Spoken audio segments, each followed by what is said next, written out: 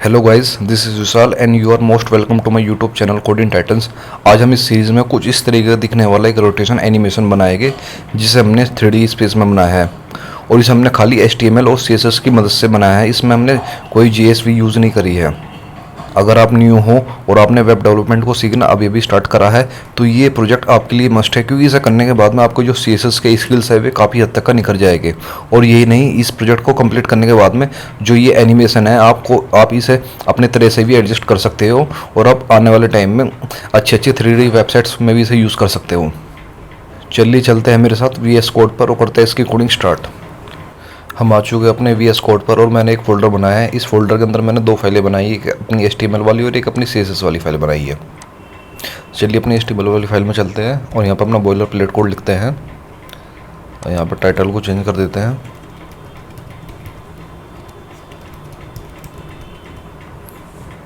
और इसमें जो हमारी जो CSS वाली फाइल है उसे भी लिंक करते हैं। ये हमारी CSS वाली फाइल इसमें लिंक हो चुकी है। अब आता अपने बॉडी टैग के अंदर और अपने बॉडी के अंदर हम एक डिव लेंगे जिसकी हम क्लास रखेंगे बैनर के नाम से। अब इस बैनर के अंदर अपना एक और डिव लेंगे जिसकी क्लास हम लेंगे स्लाइडर के नाम से। अब इस स्लाइडर के अंदर हमारी सारी की सारी इमेजेस आएगी। जो हमारा जो स्लाइडर हमने जो बनाया है इसके अंदर ये हमने जो सारी इमेजेस लिए जो रोटेट करी है सारी इमेजेस हमारे स्लाइडर के अंदर आएगी। और नीचे हमारा ये जो कंटेंट लिखा हुआ है यहाँ पे लिखा हुआ है CSS ओनली, और ये राइट में जो कंटेंट लिखा हुआ है ये हमारा आएगा एक और डिव लेंगे हम जिसका नाम होगा हमारा, जिसकी क्लास होगी हमारे कंटेंट के नाम से।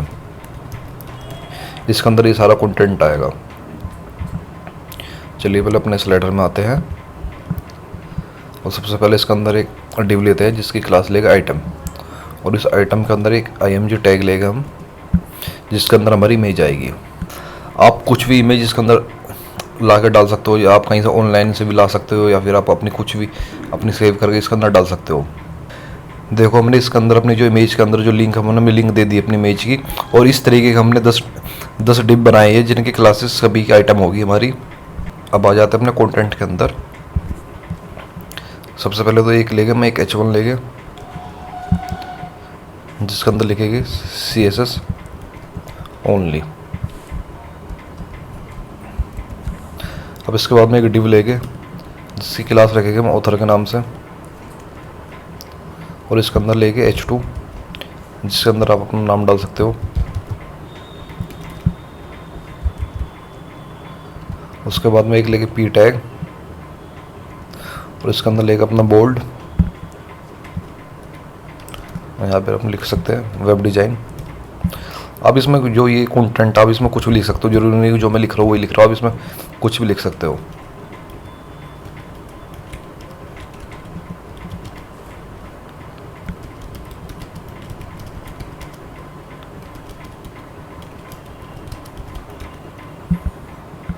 अब इसके नीचे एक और डिव लेंगे जिसकी क्लास लेगा मॉडल के नाम से, और इसे फिलहाल के लिए हम ऐसे ही छोड़ देंगे। ये मैं आपको बताऊंगा कि हमने यहाँ पे जो क्लास ली है मॉडल, ये हमारे किस लिए काम आएगा बाद में। चलिए इसे लाइव देखते हैं ये फिलहाल हमारा दिख कैसा रहा है। देखो ये हमारी हमने जो इमेजेस ली है अलग अलग, ये हमारी सारी की सारी इमेजेस आ चुकी है, पर अभी हमने इसमें कुछ भी HTML ऐड नहीं करा है, तो ये हमारी ऐसे की ऐसी ही है। देखो चलिए चलते अपनी CSS वाली फाइल में और इसमें थोड़ी बहुत CSS ऐड करते हैं। हम आ चुके हैं अपने CSS वाली फाइल के अंदर। सबसे पहले थोड़ी यूनिवर्सल CSS ऐड करते हैं।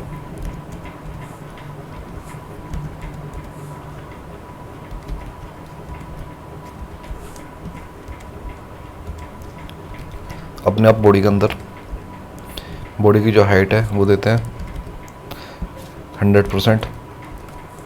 बस इसके बाद में जो इसका बैकग्राउंड है वो देते हैं।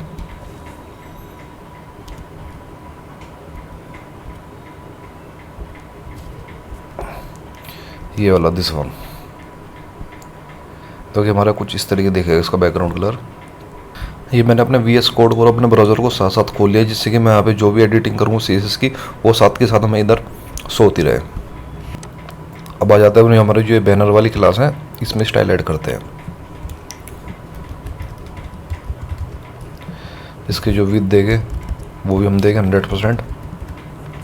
जो इसके हेड देंगे वो देगा 100 VH की। उसका में जो इसका टेस्ट अलाइन है वो देगा हम सेंटर। उसके बाद में से जो ओवरफ्लो है वो कर देगा मिडन। इसकी जो पोजीशन देगी वो देगी रिलेटिव। और साथ में इसका जो पर्सपेक्टिव है वो देगा 1000 पिक्सल का।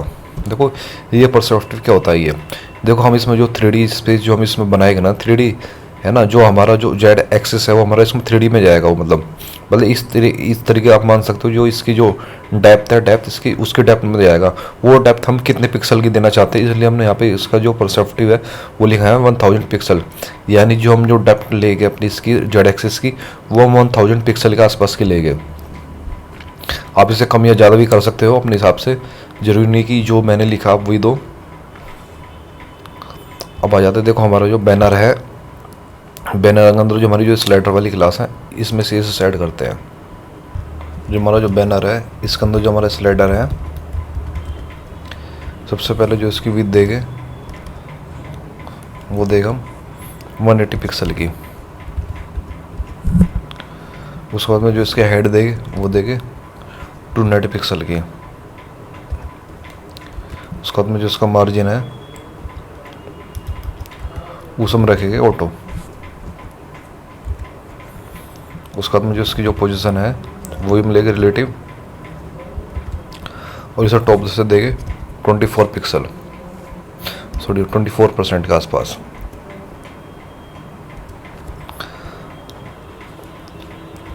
उसके बाद में इसे ट्रांसफॉर्म करेंगे, ट्रांसलेट वाई माइनस का 55%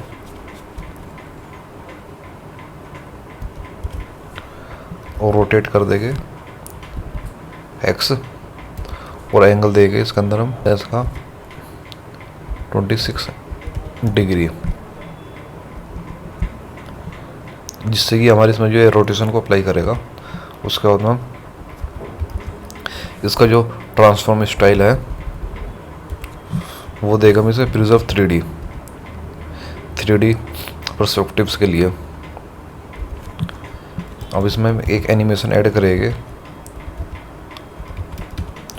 रोटेट स्लाइडर के नाम से, जिसमें अभी थोड़ी सी जो हमारा जो स्लाइडर जो हमारा जो रोटेट होता रहेगा ये उसके लिए है। हर 20 सेकंड तक वो चलेगा। उसके बाद में ये इन्फिनाइट ऐसे घूमता रहेगा। और इस हमें एक जेड इंडेक्स भी दे देंगे 2। अब आ जाता है इसके बाद में जो इसके अंदर जो हमें ये हमारे जो आइटम्स है, देखो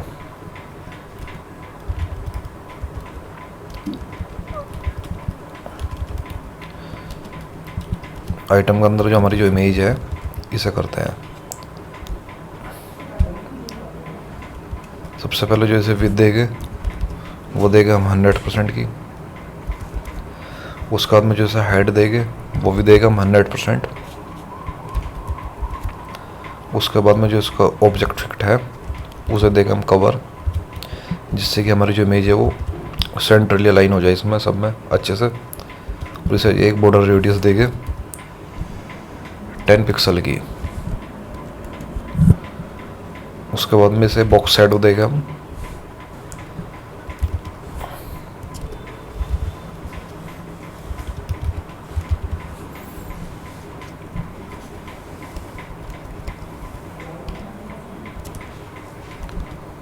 इस कुछ इस तरीके से। अब इससे पहले जो हमारा जो आइटम है थोड़ा सा इसे भी इसमें भी सीएसएस ऐड कर देते हैं। इसकी जो हम पोजीशन लेंगे वो लेंगे एब्सोल्यूट। ये एब्सोल्यूट जब भी काम करेगा जब हम ऊपर रिलेटिव लेंगे। देखो एब्सोल्यूट लेने के बाद में सारी की सारी इमेजेस हमारी एक जगह आ गई है। अब जो इसकी जो विड्थ लेंगे वो भी लेंगे हम 100%। और जो इसकी हाइट लेंगे वो भी हम लेंगे 100%।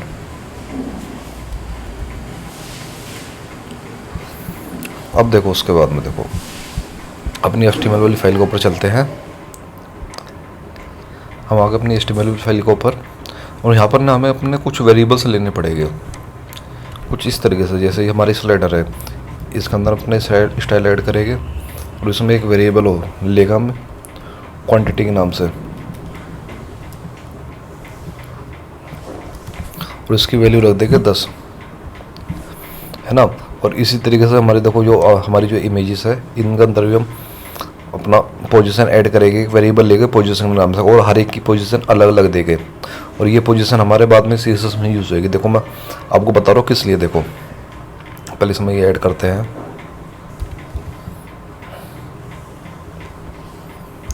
कोई भी वेरिएबल लेने से पहले, उसमें डिक्लेयर करने से पहले हमें उसके पहले ये जो निशान है हाइफन के, ये दो हाइफन इसमें इंक्लूड करने पड़ते हैं। उसके बाद में ये इस वेरिएबल जो भी हम इसमें लिखेगा उसे एक वेरिएबल के रूप में से मान लेंगे हमारी CSS वाली फाइल।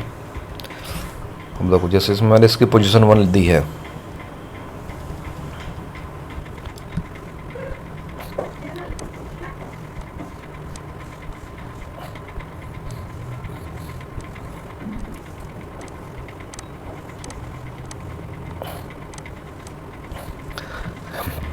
देखो हमने इन सभी की पोजीशंस को दे दी है हमने। ये हमने यहाँ पे सबके लिए एक पोजीशन वेरिएबल लिया और सबकी पोजीशन अलग अलग है। अब देखो इसका देखो क्या यूज़ है। आते दोबारा अपनी CSS वाली फाइल के ऊपर। देखो अब हमें जो ये हमारी जो इमेजेस है ना, इन्हें सबको ना 3D स्पेस में ना एडजस्ट करना पड़ेगा। सबको ना इनकी अलग अलग पोजीशन देनी पड़ेगी। ये तो है नहीं कि सारी की सारी इमेज एक जगह रहेगी जब रोटेट होएगी। रोटेशन वाला एनिमेशन तो बाद में ऐड होगा, उससे पहले हमें इन इमेजेस को उनकी पोजीशन पर लाके एडजस्ट करना पड़ेगा। उसके लिए देखो हमें क्या ना करना पड़ेगा, जो हमारा जो आइटम है, हर एक आइटम है हमारा, इसमें एक फॉर्मूला यूज़ करेंगे। पहले ट्रांसफॉर्म करेंगे, देखो हम इसे रोटेट करेंगे y, और इसके अंदर जो हमारा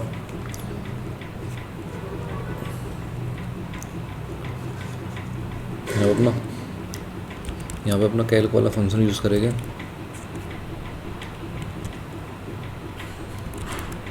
और ये जो हमारा जो वेरिएबल हमने जो लिया है, ये जो वेरिएबल हमने लिया है पोजीशन के नाम से, ये यहाँ पर आएगा -1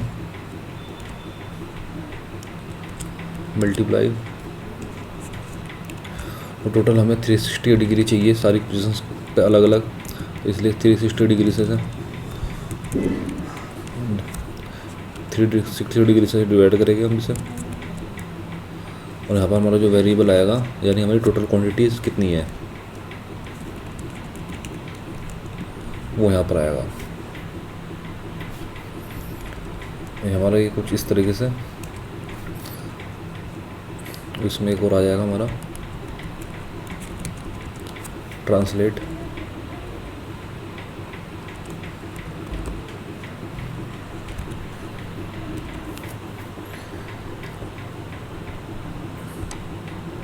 और देखो यहाँ पे हमने जो -1 है, यहाँ पे थोड़ा स्पेस देना पड़ेगा।